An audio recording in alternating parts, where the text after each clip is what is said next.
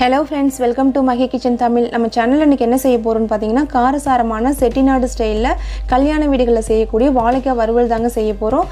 வாங்க இது எப்படி செய்யலாம் நம்ம பார்க்கலாம். நீங்க நம்ம சேனலை ஃபர்ஸ்ட் டைம் பார்க்கறவங்களா இருந்தீங்கன்னா மறக்காம Subscribe பண்ணிட்டு பாருங்க. பக்கத்துல இருக்க பெல் ஐகானை கிளிக் பண்ணிக்கங்க. அப்பதான் நான் போற ஒவ்வொரு வீடியோ நோட்டிஃபிகேஷன் வரும் நீங்க மிஸ் பண்ணாம பார்க்கலாம்.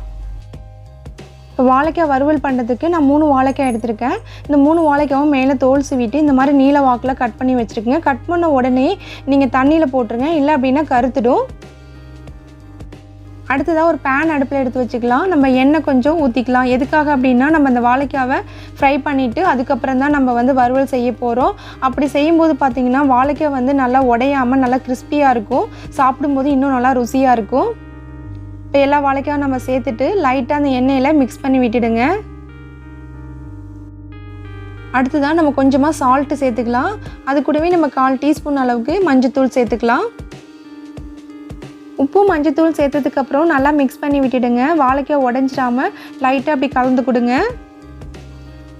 அவ்வளோதான். இப்போ பாருங்கள் வாழைக்காய் நல்லா ஃப்ரை ஆகிடுச்சு. இதுக்கு மேலே விட்டிங்க அப்படின்னா சிப்ஸ் மாதிரி ஆகிடும். அதனால் நம்ம இந்த ஸ்டேஜில் இப்போ எல்லாத்தையும் எடுத்துக்கலாம். இப்போ நம்ம எல்லா வாழைக்காவும் எடுத்தாச்சுங்க. எடுத்ததுக்கப்புறம் பார்த்திங்கன்னா எண்ணெய் கொஞ்சம் அதிகமாகவே இருக்குது. அந்த எண்ணெயை நம்ம வேறு பாத்திரத்தில் வடிச்சிட்டு அதே கடாயில் நம்ம கொஞ்சமாக கடுகு சேர்த்துக்கலாம். கடுகு நல்லா வெடித்ததும் 1/4 டீஸ்பூன் அளவுக்கு ஜீரகம், 1/4 டீஸ்பூன் அளவுக்கு சோம்பு சேர்த்துக்கலாம்.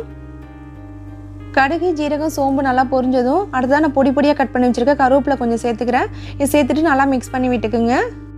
அடுத்ததாக ஒரு 10 சின்ன வெங்காயம் நான் பொடி பொடியாக கட் பண்ணி சேர்த்துருக்கேன். நான் சின்ன வெங்காயம் தான் சேர்த்துருக்கேன். வேணுன்னா நீங்கள் பெரிய வெங்காயம் கூட சேர்த்துக்கலாம். இதை நல்லா சேர்த்துட்டு ஒரு பொன்னிறமாக வதக்கிக்குங்க. அடுத்ததாக நான் ஒரு பச்சை மிளகாய் சின்ன சின்னதாக கட் பண்ணி சேர்த்துருக்கேன். உங்களோட காரத்துக்கு ஏற்ற மாதிரி நீங்கள் கூட்டியே குறைச்சி சேர்த்துக்கலாம். இப்போ இது கூடவே நம்ம ஒரு 10 பூண்டு பல் நான் பொடி பொடியாக கட் பண்ணியிருக்கேன். அதையும் இது கூட சேர்த்துக்கலாம். சேர்த்துட்டு நல்லா மிக்ஸ் பண்ணி வதக்கி விட்டுக்குங்க.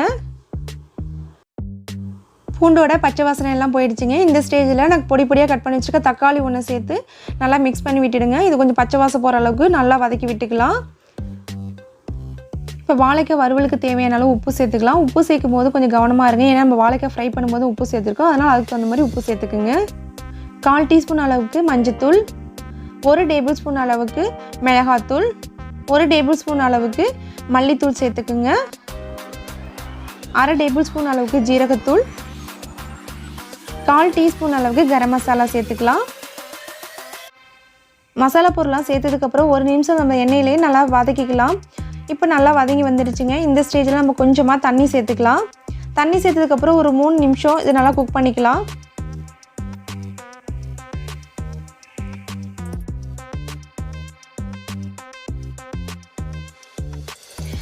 இப்போ பாருங்கள் நல்லா தொக்கு மாதிரி ஆயிடுச்சு. இந்த ஸ்டேஜில் நம்ம ஃப்ரை பண்ணி வச்சுருக்க வாழைக்காவை இது கூட சேர்க்க ஆரம்பிச்சிடலாம்.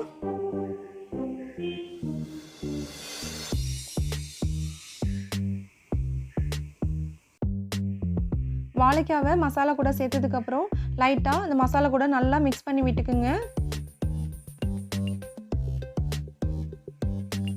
இப்போ பாருங்கள் நல்லா மிக்ஸ் பண்ணியாச்சு. அடுப்பை சிம்மில் வச்சுக்குங்க. இது ஒரு 5 மினிட்ஸ் நல்லா சிம்லேயே நல்லா குக் ஆகட்டும்.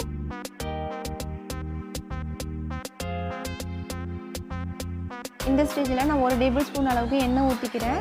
எண்ணெய் ஊற்றிட்டு மறுபடியும் நல்லா மிக்ஸ் பண்ணி விட்டுடுங்க.